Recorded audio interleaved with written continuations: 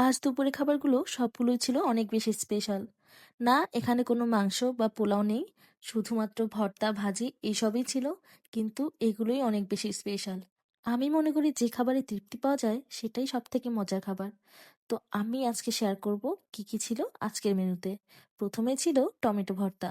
আর এই শীতের সিজনে এই প্রথম আমি টমেটো ভর্তা খেলাম। আলহামদুলিল্লাহ, অনেক বেশি মজা ছিল।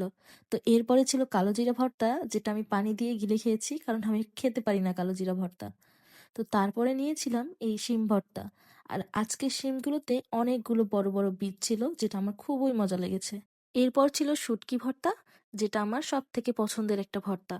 আর আজকে শুটকি ভর্তাটায় আমি একটু তুলে রেখেছিলাম যেন পরবর্তীতে মাছের ঝোল দিয়ে খেতে পারি। এরপরে ছিল শিম ভাজি, যেটা ছোট ছোট দেশি আলু দিয়ে করা হয়েছিল। আর ছোট ছোট দেশি আলুর কি যে মজা, আমার তো এটা খুবই পছন্দের একটা আলু। আমাদের উত্তরাঞ্চলের মানুষ কিন্তু এই আলুটা ডাল বা ভাজি বা এই আলুর ছাল সহ ভর্তাটা খুব পছন্দ করে। তো সবশেষে মাছ দিয়ে শেষ করলাম আজকে দুপুরে খাবার।